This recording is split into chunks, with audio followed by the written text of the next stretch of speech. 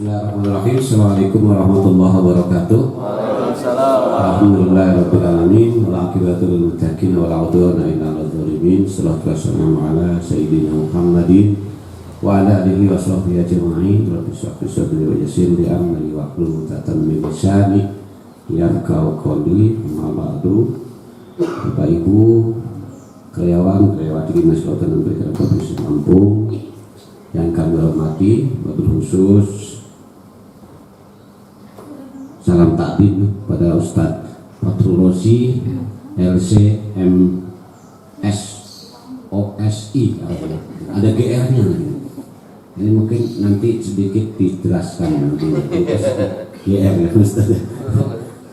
Ya, alhamdulillah pada kesempatan siang hari ini sudah berada di tengah-tengah kita untuk memberikan pencerahan tausiah dalam rangka tema pada kesempatan pagi hari ini, yaitu tentang zakat ya.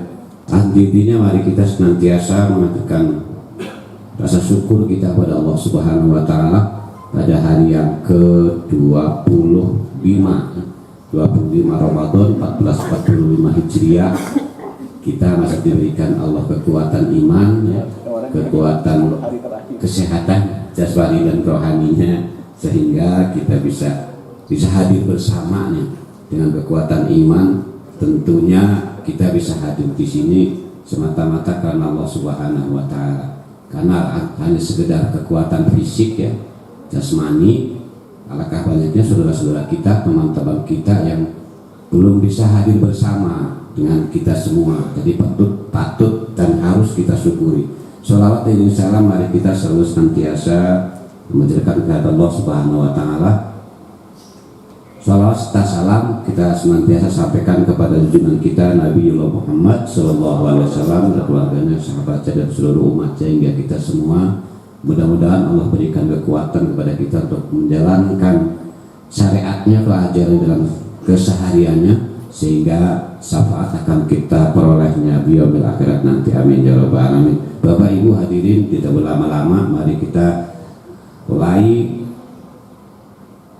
taklim Ramadan pada kesempatan pagi hari ini dengan tertib acara. Yang pertama pembukaan, yang kedua nanti lantunan kalam-kalam ilahi yang akan dilantunkan atau dibacakan oleh Bapak Cici Anggara, dan yang kedua acara pokok yaitu tausiah tentang tema fikih atau zakat ya, fikih zakat, yang akan disampaikan oleh Al-Mukarram Ustadz Fathur Rozi LCM ASOI GR.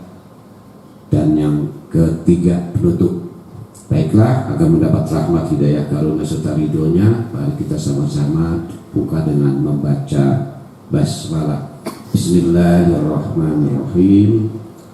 Untuk selanjutnya pembacaan kalam ilahi yang akan disampaikan atau dibacakan oleh Bapak Ustadz Cici Anggara.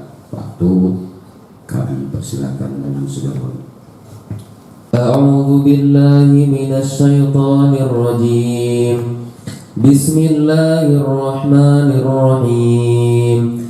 Sabbihisma rabbikal a'la allazi khalaqa fasawwa wallazi qaddara fahada wallazi akhrajal mar'a faja'alahu ghutha'an ahwa sanukri'uka fala tansa illa ma syaa Allah innahu ya'lamul jahra wa ma yakhfa wa nuyassiruka lil yusra fadhakkir in nafa'atiz dhikra sayadhakkaru man yakhsha wa yatajannabu al-asqa alladhi yaslan naral kubra thumma la yamutu fiha wa la yahya qad aflaha man tazakka wa dhakara isma rabbihi fasalla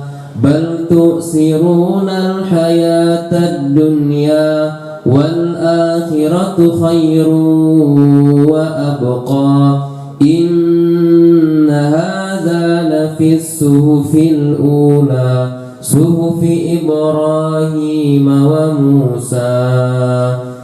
Sadaqallahul adzim. Terima kasih. Mudah-mudahan yang membaca dan kita yang mendengarkan akan mendapat rahmat dari Allah Subhanahu wa taala. Baiklah Bapak Ibu, mari kita menginjak acara yang kedua, yaitu tausiah taklim Ramadan yang akan disampaikan oleh Ustaz Fahrul Rasyid. Waktu sepenuhnya dengan segala hormat kami persilakan. Assalamualaikum warahmatullahi wabarakatuh. Waalaikumsalam warahmatullahi wabarakatuh. Alhamdulillah alladzi yudha'iful hasanati ridal iman wal ihsan wal alim alladzi la yakhfa 'alaihi khawatirul janan wal ghaniyyu allati lam tazal sahaibu judihi tasiru khairati kulli waqtin wa amal. Ahmaduhu hamdan yafukul adda wal khusban wa ashkuruhu syukran nanalu minhu mawahib ridwan. Asyhadu an la ilaha illallah wahdahu la syarika lah lahu da'ima mulki wa sultan. Wa asyhadu anna Muhammadan abduhu wa rasuluhu wa khiratuhu min nawil insan nabiyyun rafa'allahu bil haqqa hatta iqtadaha wa astabah. Allahumma salli wa sallim wa barik ala hadzal nabi wa ala alihi wa ashabihi ahli sidqi wal ihsan. Amma ba'du. Yang saya hormati para pejabat yang ada di lingkungan Dinas Kelautan dan Perikanan Provinsi Lampung dan seluruh keluarga besar yang beribadah, yang mencari ma'isyah di Dinas Kelautan dan Perikanan Provinsi Lampung yang insya Allah berbahagia. Amin. Alhamdulillah, puji syukur kehadirat Allah Subhanahu wa taala atas semua nikmat yang Allah berikan kepada kita hingga hari ini. Terlalu banyak yang nikmat Allah telah Allah berikan ke kita, dan kita juga nggak bisa, Allah nggak ngitung-ngitung tuh nikmat yang Allah berikan ke kita. Dan Allah juga berjanji dalam kitabnya, nggak ada juga hamba yang mampu untuk menghitung nikmat Allah yang banyak ini. Semoga aktivitas Bapak Ibu semua datang ke tempat pekerjaan, kemudian juga hadir dalam majelis ilmu adalah salah satu bentuk dari rasa syukur kita kepada Allah atas semua nikmat yang Allah anugerahkan ke kita. Karena ini bentuk syukur, bentuk terima kasih kita kepada Allah. Semoga duduk Bapak Ibu di majelis ilmu ini menjadi sebab kebahagiaan tersendiri, tambah nikmatnya, berkah hidupnya, mudah segala urusannya. Amin.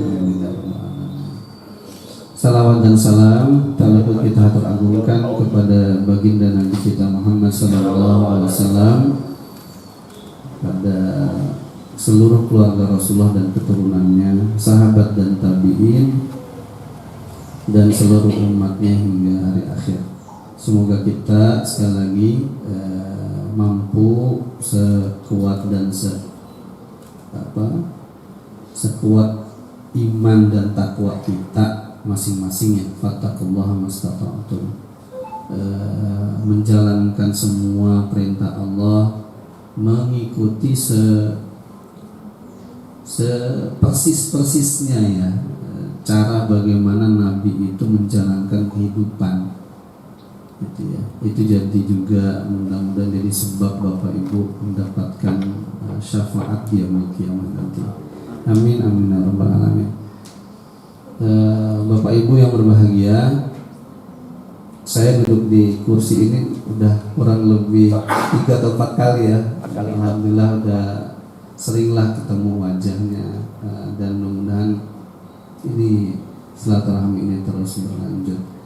Kemudian karena tadi disebut-sebut itu apa GR maksudnya. Jadi buat Bapak Ibu udah tahu lah, ya. GR itu guru ininya, Tapi bagi mereka yang ikut yang sudah ikut pendidikan kurang lebih 3 bulan, kalau bahasanya SIM lah, SIM mengajar profesi. Karena guru sekarang jadi profesi, jadi harus ada tambahan pendidikan, gitu ya. Saya antara saya cantumin nggak itu ya GR gitu. Kayak apa gitu ya, tapi ya Bismillah lah, nggak apa-apa kata saya. Biar juga Bapak Ibu yang hadir di sini tahu, oh ini ustadznya profesinya sebagai guru gitu ya. Hadirin yang insya Allah dirahmati Allah Subhanahu Wa Taala, pagi menjelang siang hari ini saya diminta untuk membahas tentang fikih zakat ya. Karena ini terlalu luas ya, sangat lebar ya. Nanti mungkin saya lebih kepada semangat memberi saja di bulan Ramadan, yang kaitannya juga nanti dengan kenapa ada syariat zakat fitrah gitu ya. Mungkin saya mulai dari firman Allah Subhanahu Wa Taala surah Al-Baqarah ayat 183 dengan sampai 185 ya. Ini sudah kita sama-sama hafal kebanyakan. Qala Allah Azza wa Jalla, ya ayyuhalladzina amanu kutiba alaikumusiyam kama kutiba alal ladzina min qablikum la'allakum tattaqun ayyaman ma'dudat faman kana minkum maridan aw 'ala safarin fa iddatun min ayyamin ukhra wa 'alal ladzina yutiqunahu fidyatun ta'amu miskin faman tatawwa'a fa huwa khairul lahu wa an tasumu khairul lakum in kuntum ta'lamun. Syahrul Ramadan alladzi unzila fihi al-Qur'an hudan lin-nas wa bayyinatin minal huda wal furqan. Di ayat 183 insyaallah kita sama-sama sudah mengerti lah. Berkali-kali pasti diulang-ulang. Ada syariat ibadah puasa. Puasanya itu satu ibadah yang pernah dilakukan oleh umat sebelum baginda Nabi kita Muhammad SAW dengan berbagai cara yang berbeda, waktu puasanya juga berbeda, tapi semuanya itu Allah inginkan hadirnya hamba-hamba yang takut kepada Allah, la'allakum tattaqun. Kemudian di ayat yang kedua Allah ingin menyampaikan bahwa puasa itu gak lama, maka Allah sebut dengan kata ayyaman ma'dudat, hari-hari, bilangan hari yang telah ditentukan. Puasa itu kan puasa Ramadan itu kan bilangan harinya telah ditentukan, sampai perlu ada sidang isbat gitu ya, melihat ru'yatul hilal, sampai seperti itu. Tapi Allah sebut isyarat ayyaman ma'dudat itu bilangan waktu setelah di bawah itu adalah jam, di bawah itu adalah menit, setelah itu detik. Ini terasa oleh kita semua ya. Dan itu enggak juga setiap tahun kita rasakan begitu. Totalnya udah berapa hari lagi udah mau lebaran gitu ya. Tahun-tahunnya udah 26 hari kita udah puasa gitu ya. Jadi enggak lama dan terasa cepat. Dan Allah juga ingin bahwa enggak boleh hamba-hamba Allah itu di puasa itu lengah sesaat pun enggak boleh gitu. Kalau bahwa dia dalam keadaan berpuasa, dia berada di dalam bulan Ramadan, tidak boleh lengah sedikit pun. Karena banyak sekali keberkahan di dalamnya. Termasuk di dalam ayat ini juga disinggung berkaitan dengan ganti dari orang yang tidak berpuasa. Alternatifnya bukan hanya mengkodok puasa, tapi Allah juga menyebutkannya dengan fidyatun, memberikan satu kali makan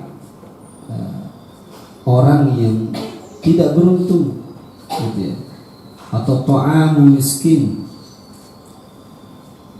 Kalau singgung juga tuh di ayat 184 gitu ya.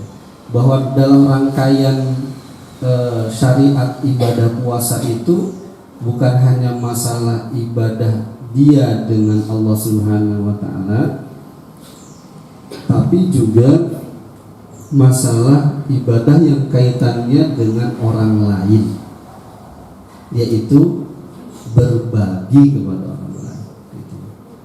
Kalau saya ditanya, kan ini pertanyaan sering kali ya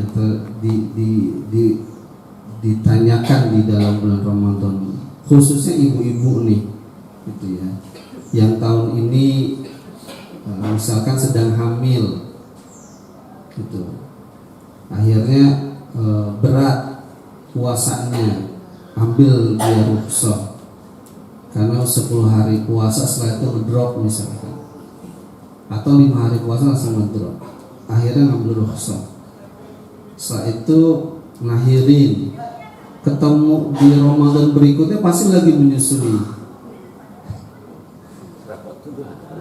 repot juga, pasti ibu-ibu dapat rukhsah itu pas lagi menyusui. Karena Ibnu Abbas dengan beberapa sahabat yang lainnya menyamakan antara ar-radha'ah, ya, ibu yang sedang menyusui itu dengan as-suyuh, dengan orang yang enggak lagi mampu untuk berpuasa, gitu. Ketemu 2 Ramadan enggak puasa full, lewat Ramadan kedua, setelah itu Ramadan berikutnya ternyata lagi ngisi, hamil lagi. Nah, ketemu. Biasanya kalau keluarga yang baru itu bisa 4-5 kali Ramadan itu dalam kondisi mendapatkan rukhsah. Kalau saya ditanya mengkodok, enggak tahu siapa dok, bayar fidyah aja. Karena setahun itu dia, 2 tahun dia harus menyusui, udah nggak boleh, masih dalam keadaan rukhsah, ketemu Ramadan nanti ketemu lagi dalam kondisi hamil dan lain-lain. Dan ini diaminkan oleh beberapa ulama kontemporer ya, berkaitan dengan ummahat. Kenapa menguatkan untuk memberikan fidyah saja, tausah tanpa qadha? Karena ini kaitan dengan masalah ta'am miskin, memberi kepada orang-orang yang tidak beruntung. Dan kondisinya kalau sekarang jauh lebih parah. Kalau di Indonesia tingkat kemiskinan sangat meningkat nih,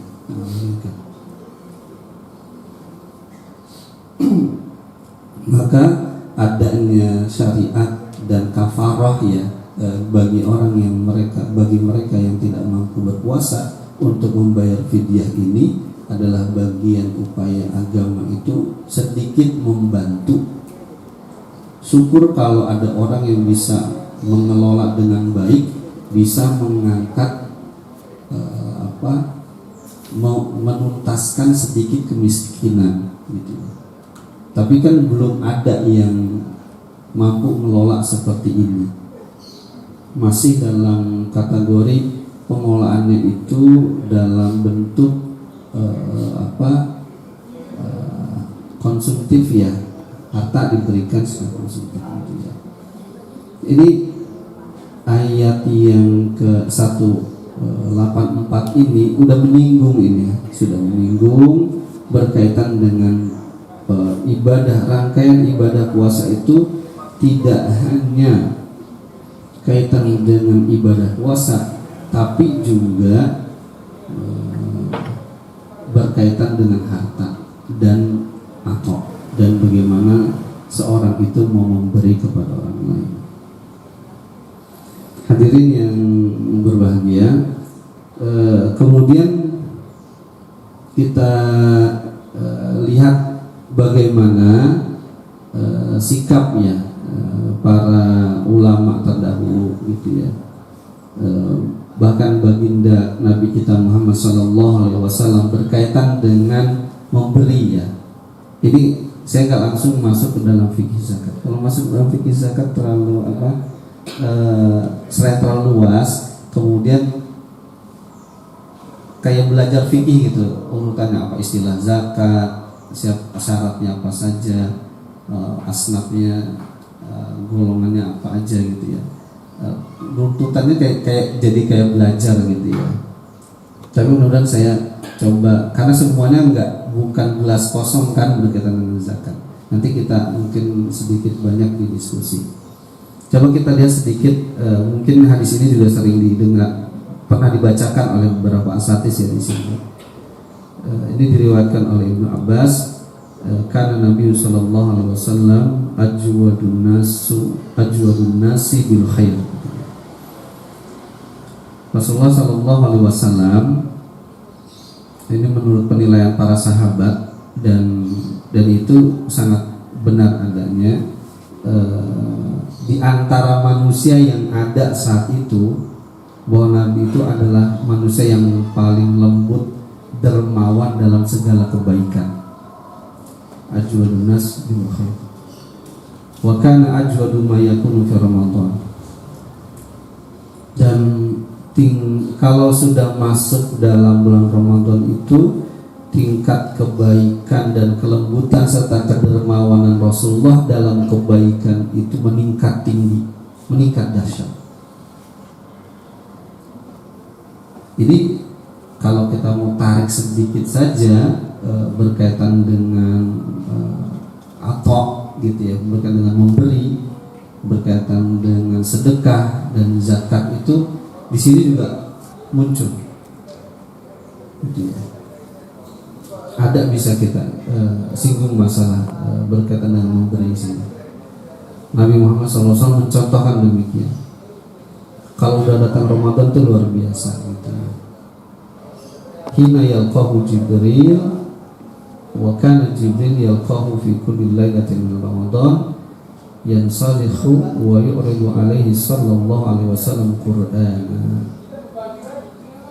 Ini tambah kenceng lagi kelembutan dan kedermawanan Rasulullah dalam segala kebaikan itu saat ditemui Jibril di setiap malam-malam Ramadan. Yansalihu wa yu'ridu alaihi sallallahu alaihi wasallam Qur'an. Dibacakan oleh Jibril alaihissalam itu Quran semuanya setiap malam Ramadan. Fali Rasulullah sallallahu alaihi wasallam ajwadu wa ahsanu min rihil mursalah. Saat Rasulullah dibacakan itu, setelah itu Rasulullah SAW itu jauh lebih baik, diibaratkan Rasulullah itu jauh lebih baik kedermawanannya, kelembutannya dalam segala kebaikan dari angin yang berhembus, angin yang membawa kebaikan yang berhembus ke seluruh penjuru dunia. Ini ibarat yang apa ya, yang kalau bisa menjelaskan bagus banget ya. Cuma kan saya nggak begitu mendalami tentang manfaat angin lembut yang membawa keberkahan bagi semua manusia. Nabi itu syahadah ya, persaksian dari para sahabat yang hidup bersama beliau itu nggak pernah menolak orang yang datang kepada dia dan meminta. Enggak, orang yang meminta itu menarik tangannya tidak dalam keadaan kosong, pasti ada yang diberi oleh Rasulullah SAW. Mau itu orang yang yang strata sosialnya itu bukan orang fakir, jadi dia orang berada gitu ya, dikasih yang Nabi itu. Mau dia memang orang yang fakir, dikasih yang Nabi. Dan seringkali Nabi itu mengutamakan kepentingan orang yang meminta dibandingkan kepentingan dirinya sendiri. Nabi lebih suka dia dalam keadaan susah dibandingkan saudaranya itu atau umatnya yang dalam keadaan susah.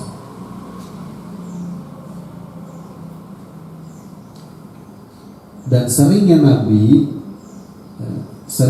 ini menjual atau menggadai barang, bisa baju perangnya atau senjatanya, digadai sementara untuk membantu orang yang datang kepada Nabi untuk meminta sesuatu dari baginda Muhammad SAW. Itu mau di dalam Ramadan, mau di luar Ramadan, ya begitulah akhlak Nabi terhadap ibadah sosial, ya, memberikan sesuatu. Datang Ramadan jauh lebih hebat lagi dahsyatnya, jauh lebih dahsyatnya. Nah itu kalangan tingkat paling tinggi, ya, yang mungkin ada saat kita mau bisa kayak gitu, ya susah. Jangan-jangan bisa jadi hukumnya bisa haram bagi kita untuk mengikuti pola sedekah atau nafkah kita berikan kemudian menyengsarakan diri sendiri atau keluarganya. Tapi itu Nabi kita, ya, yang kita teladani, ya begitu adanya. Tidak semua bisa dicontoh oleh kita, nggak semua. Kadang bisa jatuh haram kita mengikuti contoh Nabi seperti itu. Dia harus berhutang, memberikan bantuan kepada saudaranya, atau dia akhirnya menyusahkan keluarganya. Dan itu yang dilakukan oleh Nabi kepada para sahabat yang ingin menafkahkan hartanya semuanya. Nggak boleh engkau tinggalkan keluargamu dalam keadaan mampu, dalam keadaan kaya. Itu jauh lebih baik jika kamu tinggalkan keluargamu dalam keadaan miskin, papa dan meminta-minta. Ya, itu sikap Nabi kepada para sahabat yang menginginkan hartanya diinfakkan semuanya. Tapi Nabi ngasih jalan tengah, nggak boleh. Kalau Nabi boleh. Jadi tidak semua sunnah-sunnah yang dilakukan oleh Nabi itu boleh umatnya lakukan, dan itu banyak, gitu ya. Lanjut ke generasi berikutnya nih, saya memberikan beberapa contoh yang lain. Imam Ahmad bin Hambal itu sedang berpuasa. Ja'a rajulun sa'ala Ahmad al-Fatur. Seorang laki-laki datang kepada Imam Ahmad meminta untuk makanan berbuka. Imam Ahmad hanya punya rogibaini, dua adonan roti, ya, untuk dia berbuka. Kemudian diolah oleh Imam Ahmad, makanan untuk berbukanya dikasihkan oleh orang yang meminta, dikasih. Imam Ahmad dalam keadaan lapar pada malam hari, wa asbaha shaiman, paginya itu dalam keadaan ibadah puasa lagi. Asaro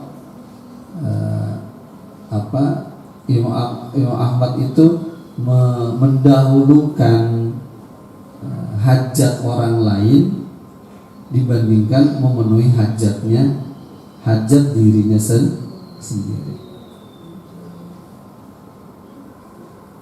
Ini sikap generasi berikutnya, karena melihat contoh Nabi hebat banget tuh, dan itulah yang dicontohkan sahabat-sahabat begitu kan, Utsman, Abu Bakar, dan mereka itu udah nggak pokoknya nggak kapok-kapok kalau yang memberikan sedekah itu.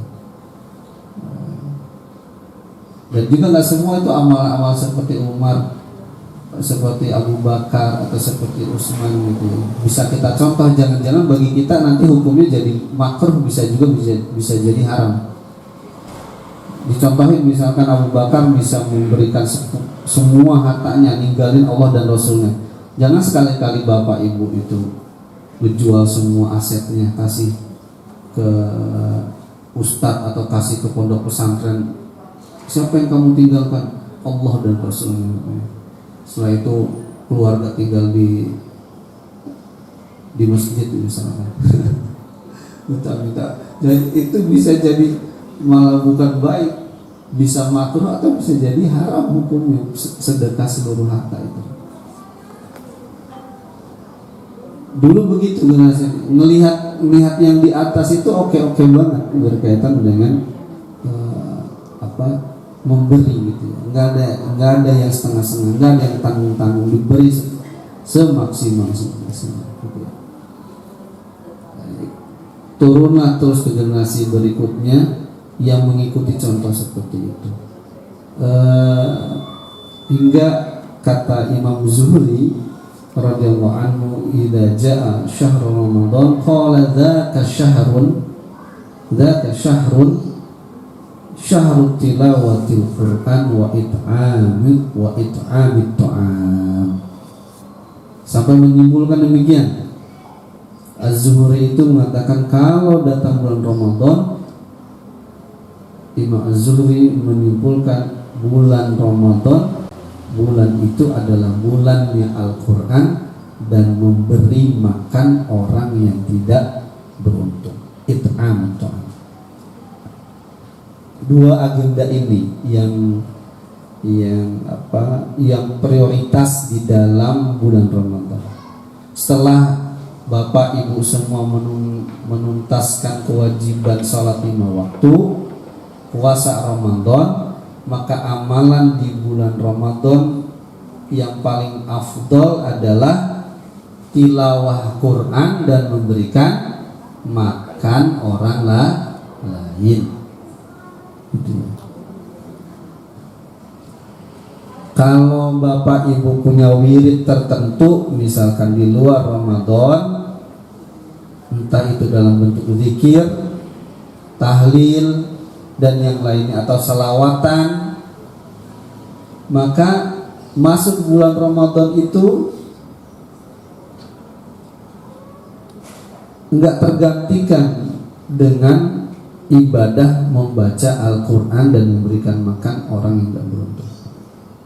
Jadi yang paling utama itu setelah yang tadi yang mahdhah itu, yang wajib itu adalah sholat 5 waktu puasa, setelah itu adalah tilawah Al-Quran dan memberikan makan orang lain. Wa it'amut ta'am. Dzaka syahrun tilawatil Quran wa it'amut ta'am. Hingga kalangan salafus saleh itu ada yang sudah menyicil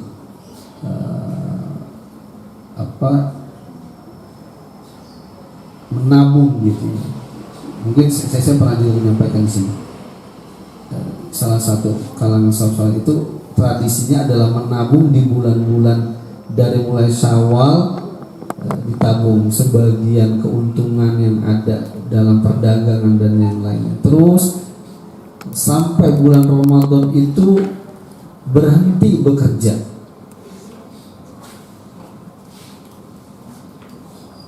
Berhenti bekerja. Apa yang dilakukan oleh imam atau ulama-ulama dahulu, selain dia menuntaskan kewajibannya, fokus kepada Al-Quran yang pertama, kemudian banyak memberi makan orang lain.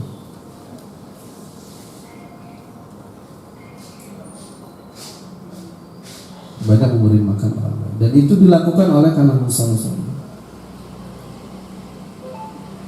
Jadi nggak ada dua agenda besar ini yang dilakukan oleh para ulama saat datangnya bulan Ramadan. Setelah Quran Bapak Ibu tuntas, maka pembahasan berikutnya adalah berkaitan dengan it'am ta'am, memberikan makanan orang lain. Nah, inilah yang sebenarnya akan kita bahas berkaitan dengan zakat. Kalau mau ditanya kenapa ada kewajiban zakat fitrah, kalau boleh. Kemudian kedua, kenapa ada kafarah ganti puasa itu dengan fidyah, dengan memberikan makan yatim. Kemudian kenapa ada anjuran dari Rasulullah SAW, man aftar sha'iman kana lahum mislu ajrihi ghairu la yanqusu min ajri sha'im syai'an. Kenapa Rasulullah SAW melalui hadisnya sahih memberikan dorongan kepada kita semua sebagai umatnya untuk memberikan makanan berbuka puasa. Enggak tanggung-tanggung itu pahalanya. Pahalanya persis seperti orang berpuasa, enggak dikurangi sedikit pun.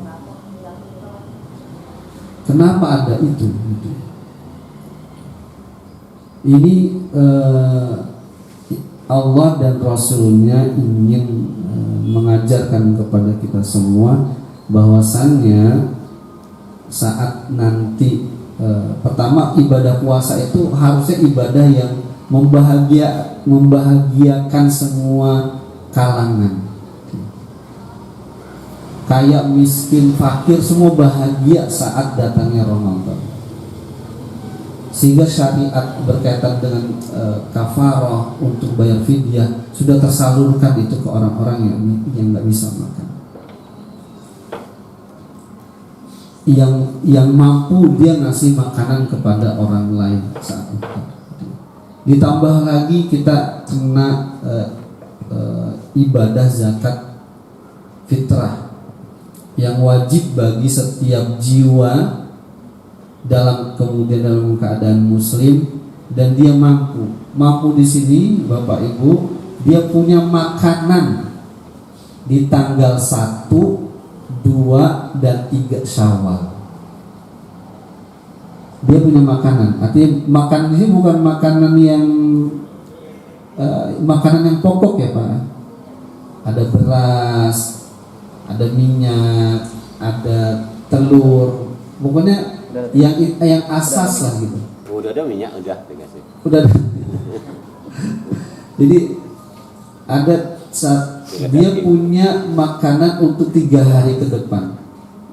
Walaupun rumahnya geribik misalkan, tanahnya lantai itu masih tanah gitu ya, belum kasih keramik dan yang lainnya. Kalau dia seorang muslim, dia masih hidup, dia juga wajib mengeluarkan zakat fitrah. Dikumpulin itu zakat fitrah. Allah ingin juga tadi ya, nggak boleh ada yang sedih saat datang Ramadan atau nanti akhir Ramadan berbahagia dengan Idul Fitri. Nah ini pesan yang sangat kuat yang ada di dalam beberapa syariat dari Allah dan Rasulnya berkaitan dengan memberi. Sedangkan zakat yang tadi saya sedikit singgung aja gitu ya, berkaitan dengan zakat fitrah.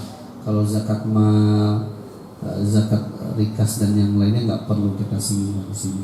Yang berkaitan dengan zakat fitrah, sekali lagi itu adalah kewajiban bagi seorang muslim yang hidup. Kemudian sampai yang kedua itu dia memiliki makan 3 hari ke depan, makan pokok, dan dia wajib mengeluarkan zakat fitrah. Begitu juga dengan bayi yang lahir, walaupun hanya sehari, di tanggal 28 Ramadan lahir tuh, 29-nya ikut 29 1 hari 2 hari lah di Ramadan, tanggal 30-nya sudah mulai 1 Syawal. Nah itu juga kena wajib mengeluarkan zakat fitrahnya gitu ya. Dan hadirin yang berbahagia, ini jadi perhatian kita semua berkaitan dengan memberi berkaitan dengan zakat fitrah Ramadan. Dan ancaman Rasulullah Sallallahu Alaihi Wasallam, orang-orang yang tidak membayar zakat fitrah itu Allah tidak terima ibadah puasanya, digantungkan Allah Subhanahu wa, atau marhunun bi zakatil fitrah gitu ya. Dia tergadai dengan zakat fitrah. Zakat fitrah itu penyempurna dari ibadah puasa yang kita lakukan bersama. Sedangkan pembagiannya, asnafnya siapa saja, nanti mungkin kita diskusi bersama-sama ya. Innama shadaqatu lil fuqara'i wal masakin wal 'amilina 'alaiha wal mu'allafati qulubuhum wa fir riqab wal gharimina wa fi sabilillah wal bisabil fariidatan min Allah wallahu alimun hakim. Ya, itu asnaf ya, surah Al-Baqarah, surah Taubah ayat 60 ya. 8 asnaf itu nanti kita bahas sedikit-sedikit mungkin ya, dengan diskusi saja gitu ya. Kemudian adanya zakat juga agar jangan sampai harta itu hanya milik segelintir orang saja. Kaila takunu dulatan bainal aghniya'i minkum. Enggak boleh, harus berbagi gitu ya, agar harta ini tidak terkumpul hanya oleh beberapa orang saja gitu. Karena di sana juga ada hak orang lain yang sebenarnya Allah titipkan kepada orang tersebut gitu ya. Wallahu a'lam bishawab. Nanti kita sama-sama diskusi saja berkaitan dengan fikih zakat, atau nanti ada pertanyaan yang bisa kita kembangkan dari tausiah ini. Saya kira cukup untuk taklim pagi menjelang siang ini. Saya kasih mungkin kesempatan untuk para bapak dan ibu yang ingin bertanya. Wallahu a'lam bishawab. Aku qouli hadza astaghfirullahaladzim wa billahi taufiq wal hidayah. Assalamualaikum warahmatullahi wabarakatuh. Bapak Ibu, demikianlah kita sama-sama telah mendengarkan ta'lim pada kesempatan siang ini kaitannya dengan inti memberi ya, zakat itu sendiri. Dari beberapa yang telah kita pedangkan tadi, barangkali untuk lebih menegaskan dan memperjelas daripada pemahaman kita, maka dibukalah diskusi atau mungkin tanya jawab. Untuk itu kami buka termen yang pertama, 3 penanya. Kami persilahkan baik dari ibu-ibu maupun dari bapak-bapak. Assalamualaikum warahmatullahi wabarakatuh. Nama saya Nuriana, Pak Ustadz. Saya ingin menanyakan terkait zakat. Zakat untuk ASN ya Pak Ustadz, itu kami dipotong di kantor. Sedangkan saya juga punya suami bekerja juga, dipotong juga di kantornya Pak Ustadz.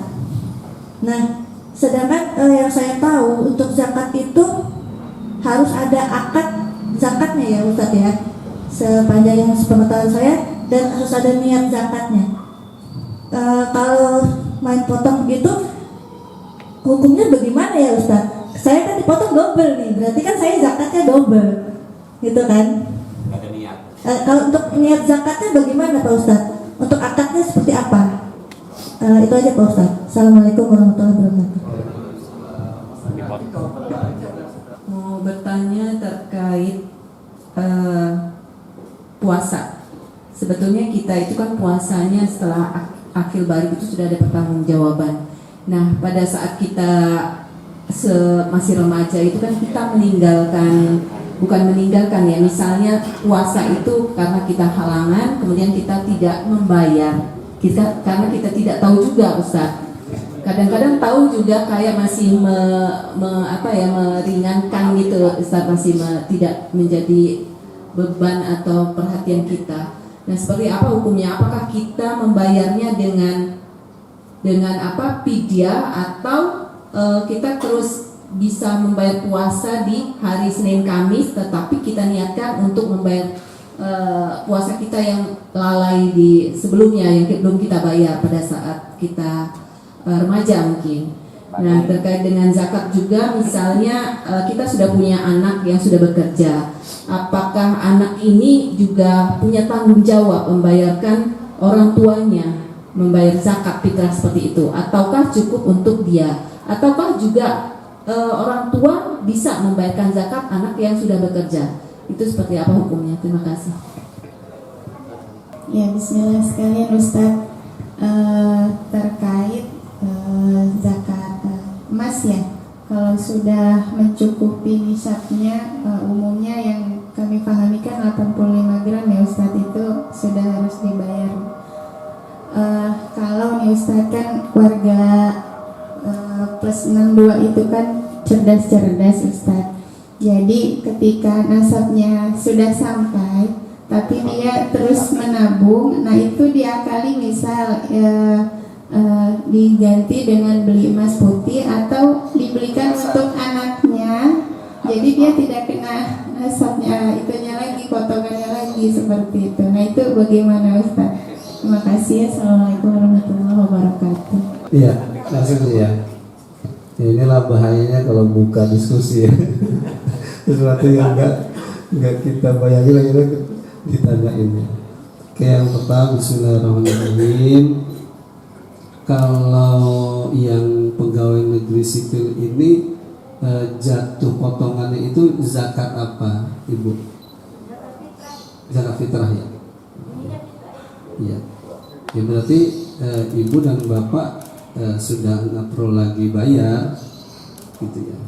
Kalau ditanya bagaimana niatnya, dari misalkan di sini, ya harusnya ada, paling tidak ada orang gitu loh yang sebagai perwakilan amil zakat di sini, datang ke tempat, kemudian kalau mau prosesi lebih khidmatnya ya duduk di tempat di sini, nawaitu al-mukhraja zakatul fitri fardhu lillahi ta'ala, kemudian amilnya mendoakan barakallahu fima a'taita wa baraka fima abqaita. Itu ada timbal balik, yang satu niat mengeluarkan zakat fitrah, kemudian amilnya itu mendoakan Allah memberkahi apa yang engkau berikan dan menambahkan harta yang telah dikeluarkan, gitu ya. Jadi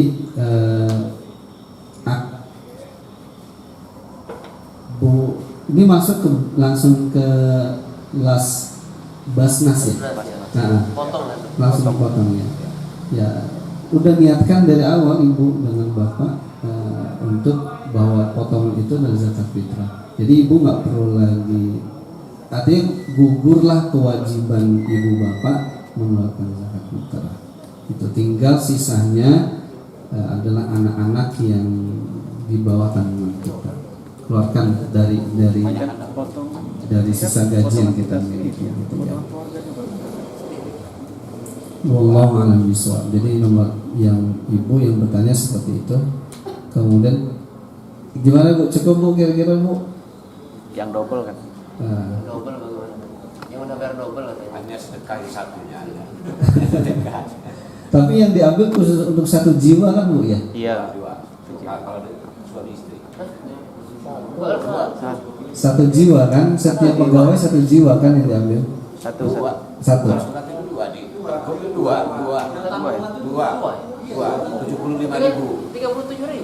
75 jadinya kali 2. Ini ikhtilaf Kata ulama. 37 katanya. Ada yang 37, ada yang 70. 37 kalau. 37 satu jiwa, tapi kalau yang suami, kalau yang ini penanggung, kalau yang istri suami yang Oh gitu. Kalau dia di situ nanggung anak juga? enggak, dua aja, dua doang. Oh gitu. Ya artinya satu jiwa sebenarnya kan ya Pak ya. Dua Berarti dua. Kalau yang suami istri ada di sini sebenarnya. Iya. Enggak, bukan. Kalau sudah Kalau nanggung Ustaz.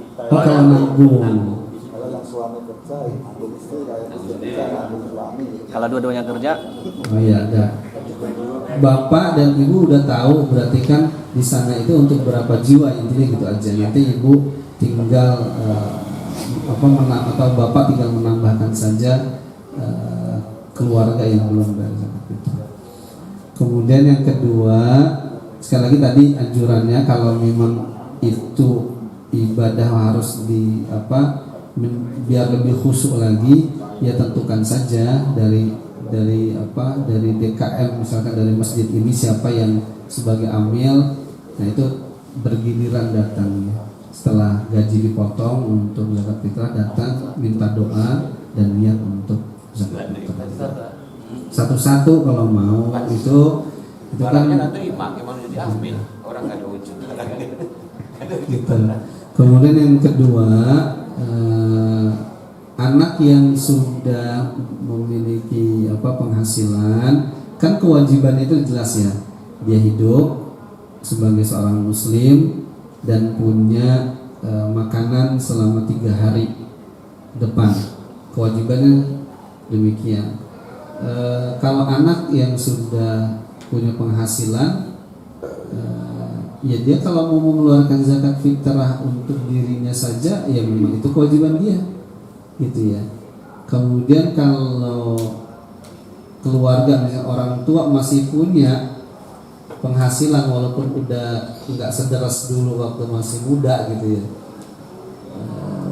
yang biasanya mungkin 10 juta sebulan tinggal 3 juta gitu ya. Tapi kalau syarat itu ada, ibu dia muslim, kemudian dia hidup dan masih punya makanan, sebenarnya kewajibannya bagi orang tua untuk tetap untuk mengeluarkannya, gitu ya, zakat fitrah, bukan kewajiban anak ya.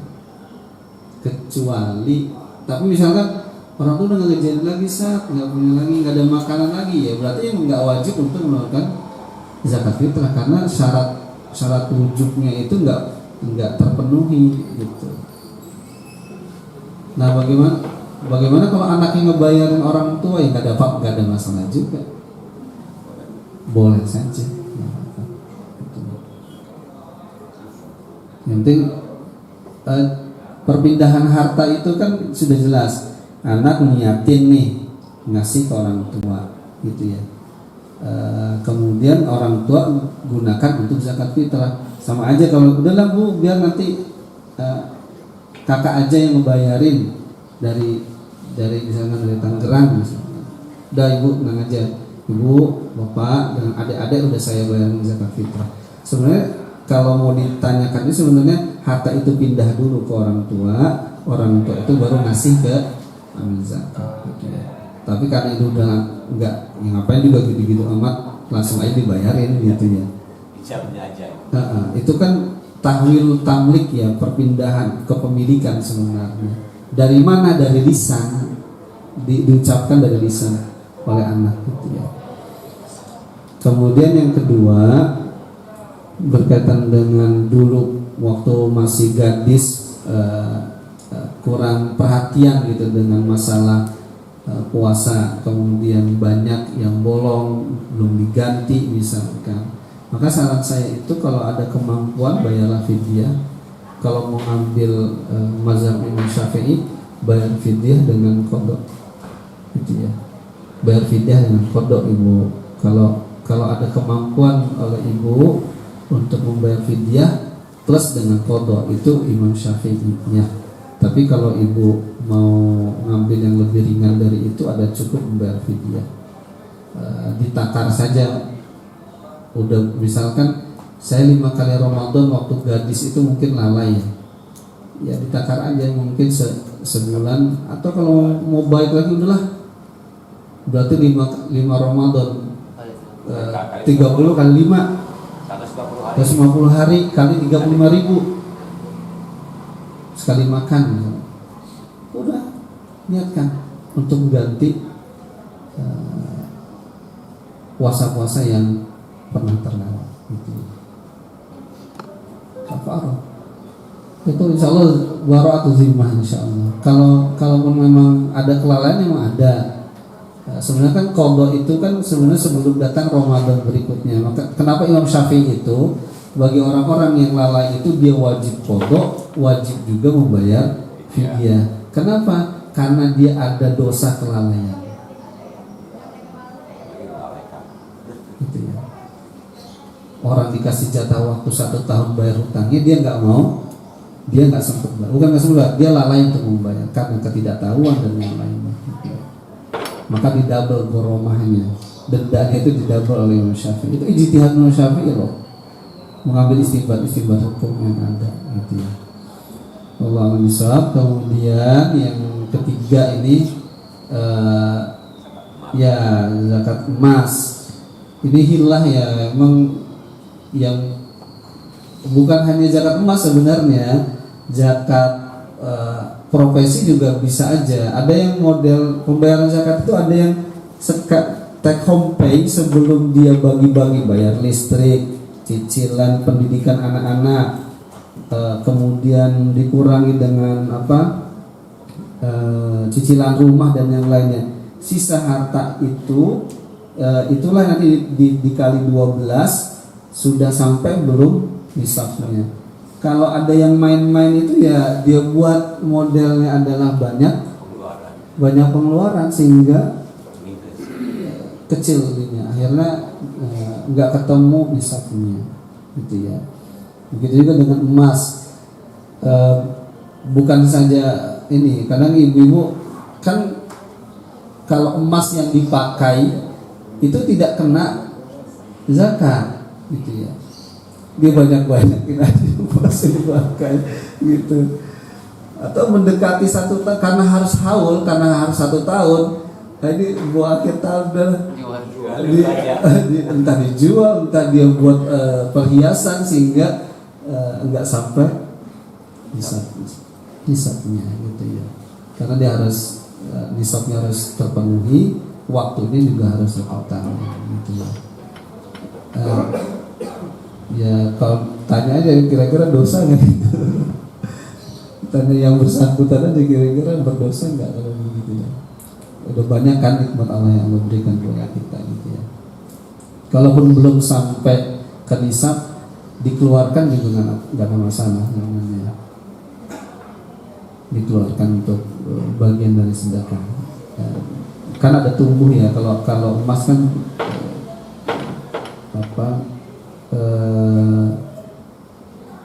banyaknya nggak turun kan, kalau emas gitu kan nilainya terus naik, gitu ya. Kalau emas metro yang turun. Gitu. Wallahu bisa.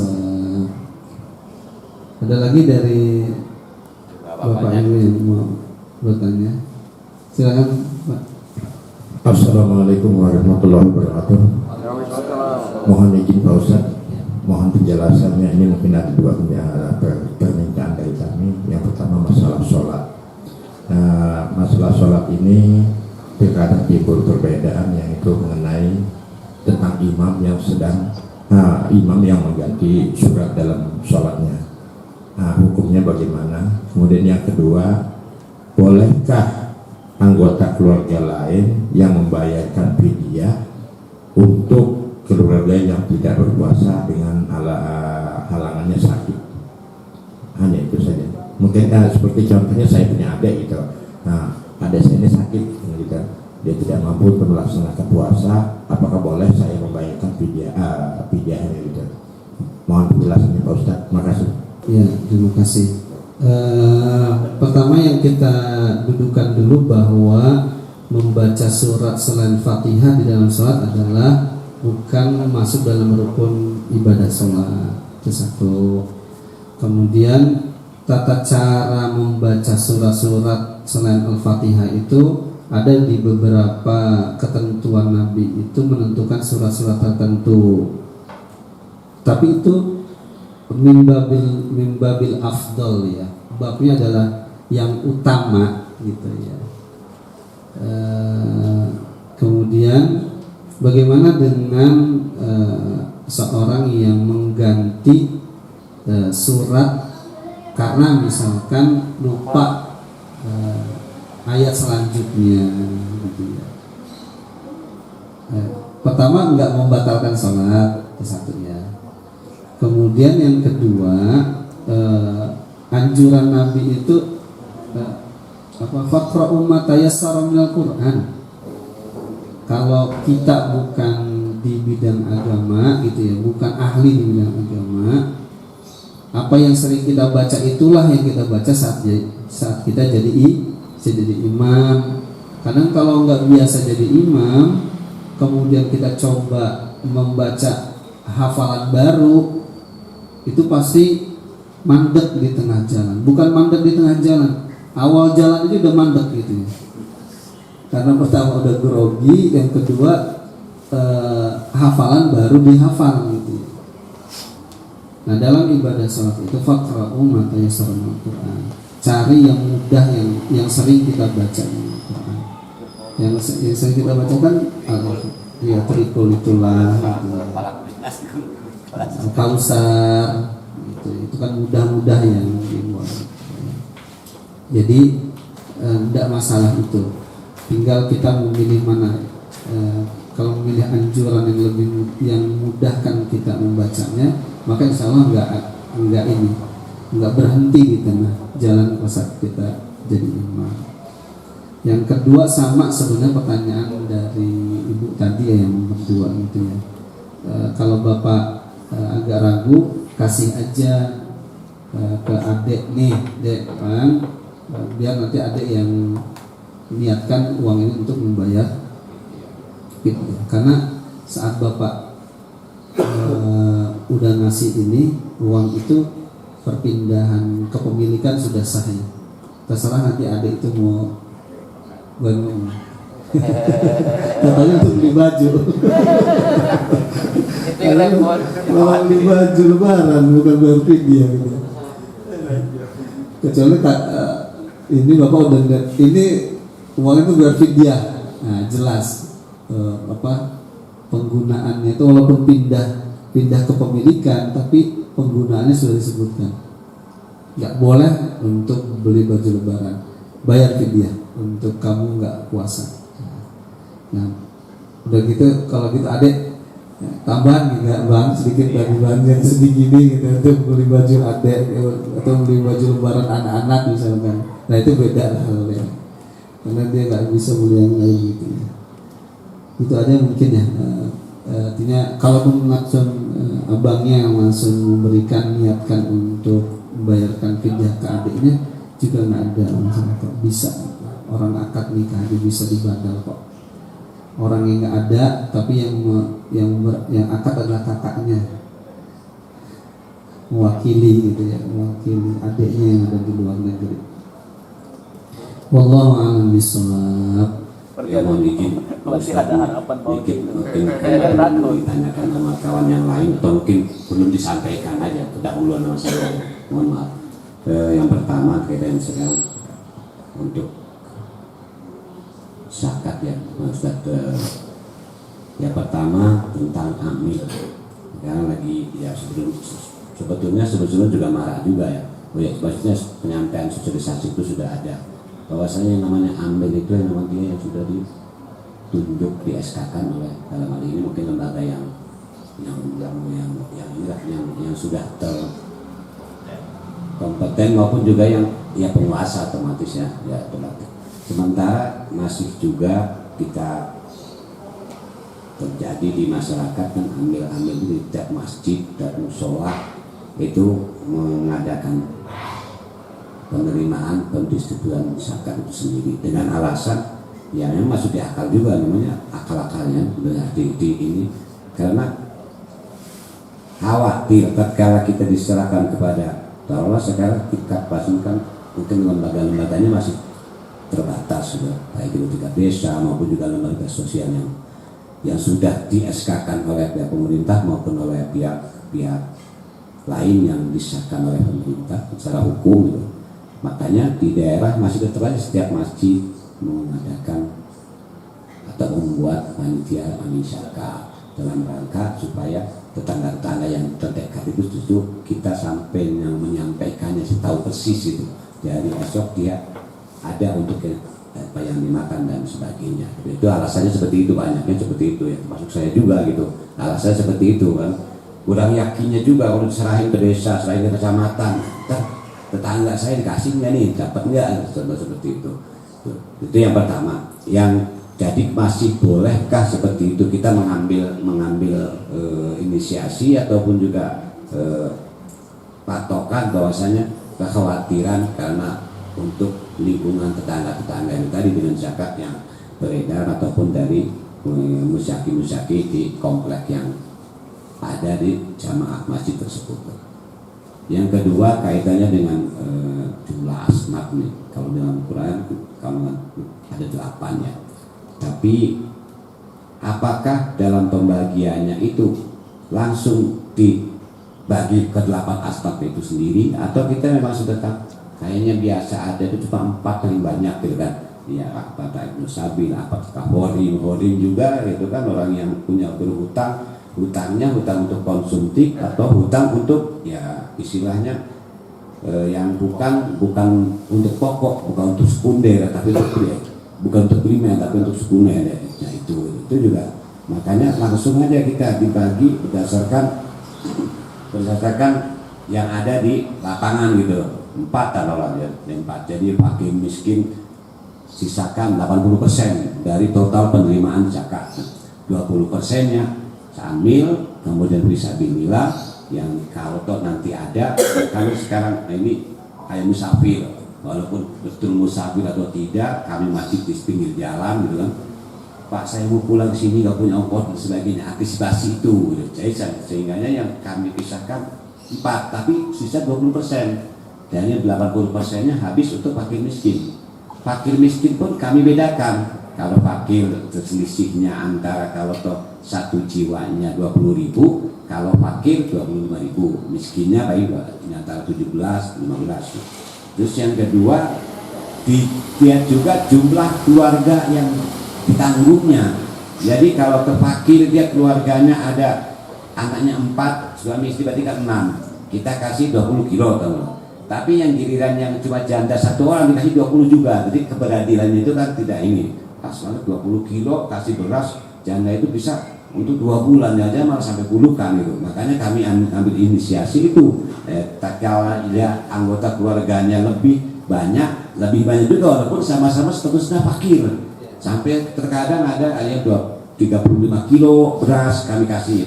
Tapi ada juga yang hanya kami kasih 5 kilo, tapi sendiri. Ya ini itu kekhawatiran pemanfaatannya itu kalau dalam bentuk beras maupun juga uang. Jadi uang juga setiap uang kadang dapat, beras juga dapat karena untuk ya kalau beras saja mungkin dia nggak bisa untuk beli bumbu dan sebagainya, teman nasinya untuk makan di hari esok. Yang ketiga dipercepat, ini Ustaz, kami mempercepat pembagiannya itu minimal H-1. Jadi kalau taruhlah besoknya, kami sudah merencanakan Lebaran itu Selasa itu Rabu ya Selasa. Jadi saya hari Senin sore itu contohnya gitu ya. Selasa Rabu ya. Rabu deh. Jadi Senin sore itu kami sudah siap Senin dari malam Senin tutup karena hari Senin harus kita bagikan. Dikhawatirkan supaya kalau terjadi uang ibu-ibu belum beli ayam, ada yang mungkin belum beli bumbu, uang itu bisa termanfaatkan gitu. Berbeda dengan zaman dulu kita masih kecil, malam takbiran remaja masjid sibuk keliling bagiin zakat, sehingganya ya tidak bisa dimanfaatkan sekaligus pada hari Lebaran. Barangkali itu Pak Ustadz, makasih. Assalamualaikum warahmatullahi wabarakatuh. Waalaikumsalam. Pertama dulu yang lain. Lanjut. Tuh gimana? Awas Pira. Assalamualaikum warahmatullahi wabarakatuh. Izin Ustaz ingin bertanya tentang menggantikan puasa dengan membayar fidyah.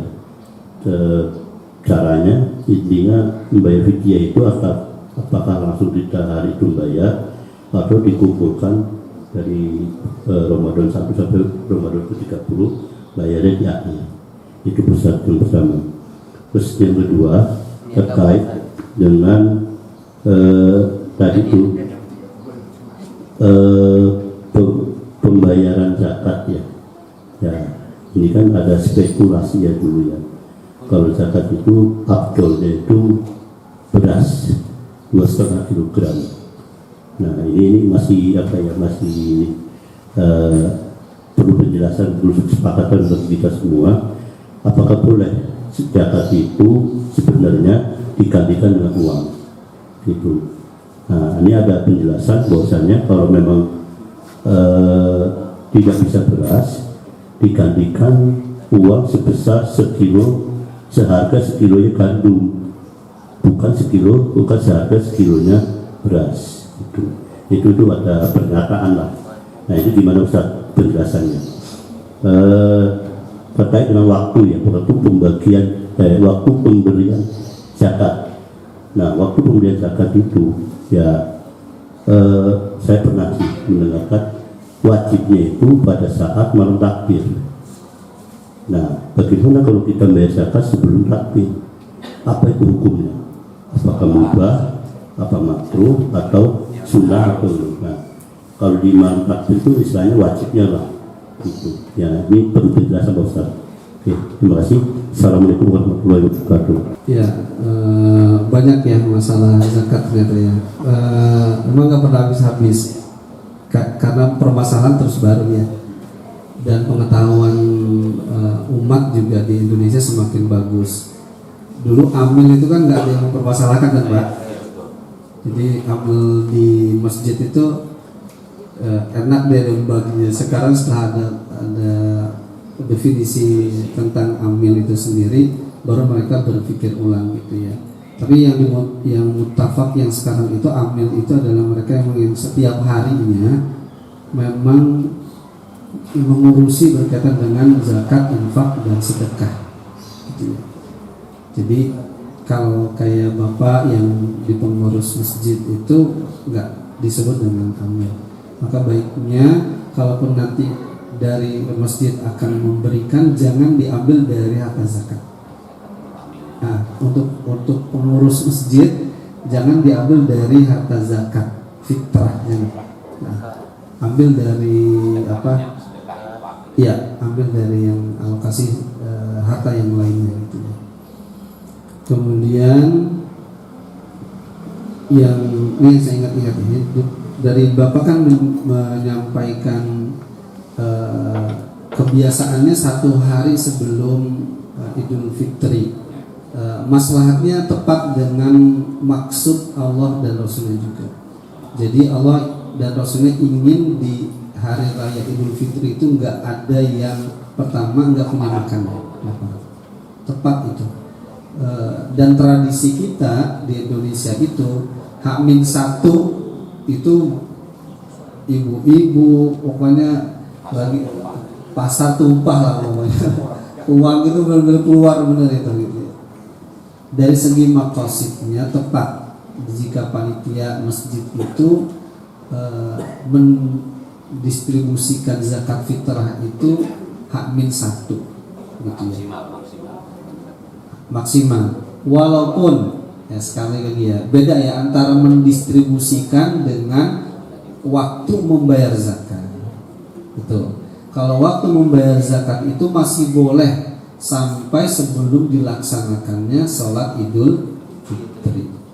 Kalau dari jamaah masjid masih mengumpulkan sebagian, menyisir lah maksudnya masyarakat yang mungkin nggak ada info, bukan dari info, nggak ngeh dengan info itu. Jadi sebelum melaksanakan Idul Fitri biasanya disampaikan oleh panitia. Yang belum bayar zakat fitrah silakan sebelum pelaksanaan sholat Idul Fitri. Jadi dibedakan mana distribusi dengan waktu dibolehkannya membayar zakat fitrah. Jadi waktu dibolehkannya itu dari awal Ramadan sampai menjelang sholat Idul Fitri. Kalau ada yang mengatakan wajib malam takbiran, kenapa? Ini Ustadz ingin menegasin jangan sampai lupa gitu. Jangan sampai lupa karena ini yang menggadaikan ibadah puasa dia gitu. bisa nggak diterima itu puasanya kalau kita nggak mau bayar zakat fitrah. Jadi kenapa wajib? Karena ingin disampaikan oleh mu'alim, tokoh agama atau ustadz bahwa warning, udah merah itu lampunya, ayo udah merah, maksudnya udah, jangan sampai karena masalah ngurus yang lainnya lalai untuk membayar zakat fitrah. Jadi saya juga demikian waktu masih kecil ya, SD, SMP itu. Ya, orang tua itu pasti ngasihnya itu udah pas takbiran baru lu coba ke sana ke masjid di beras gitu, coba tuh gitu. Anterin gitu. Di malam takbiran ininya. Dulu tahun 90 91 begitu. Kalau sekarang insya Allah masyarakat semakin sadar ya. Kemudian yang kedua, mana yang paling utama kalau bayar zakat, bayar fidyah gitu ya. Ambil keutamaan masih dalam bulan Ramadan gitu ya. Kalau orang yang tua tidak lagi mampu untuk berpuasa, udah jelas selama Ramadan dia harus ganti dia kali 30 aja bayar di bulan Ramadan. Mau bayarnya 10 pertama dulu saat bayar, 10 kedua sampai bayar boleh juga, nggak apa-apa. Jadi usahakan masih di bulan Ramadan. Yang jelas begitu ya. Kalau ibu-ibu ada nggak sih yang enggak ya, maksudnya ibu-ibu kan paling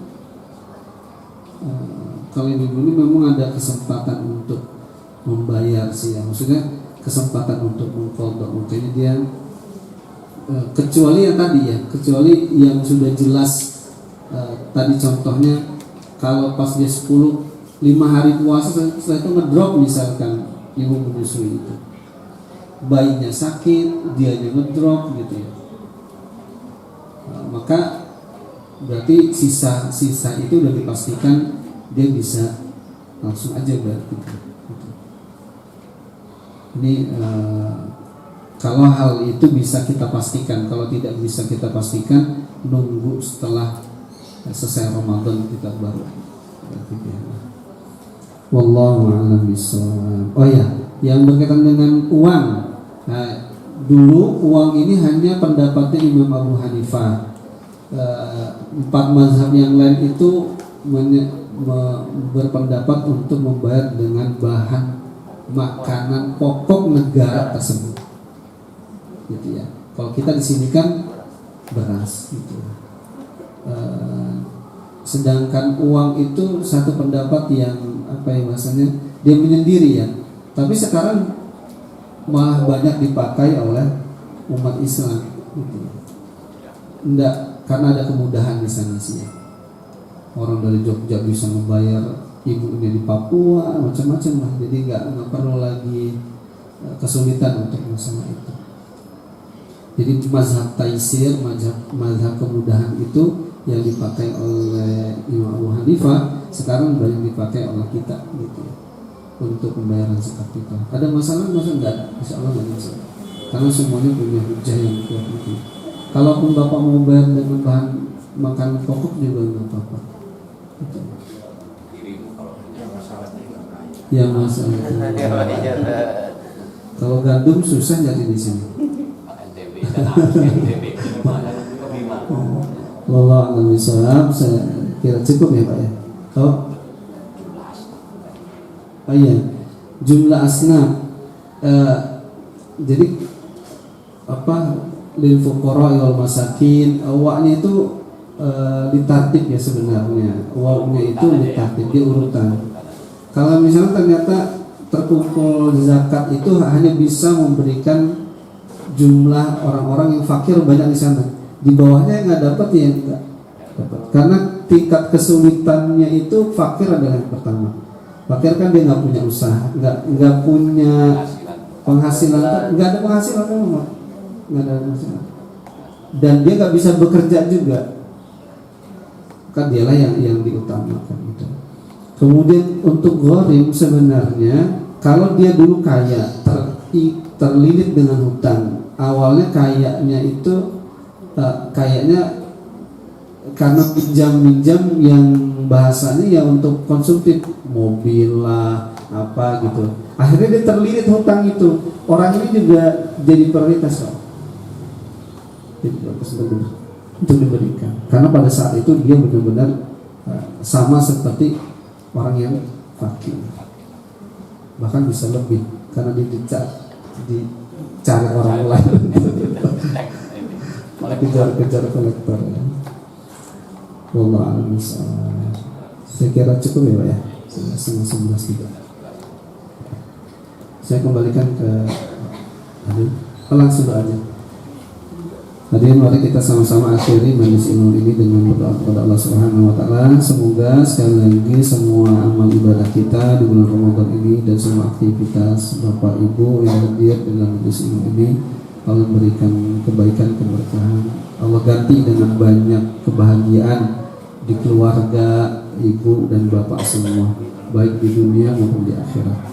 Allah memudahkan segala urusan bapak ibu dan Allah berikan kesehatan semuanya dalam diri ibu, suami atau istri dan anak-anak kita semua. Amin amin ya rabbal alamin. Alhamdulillah wa bikulli niyatin shalihah. Al-Fatihah.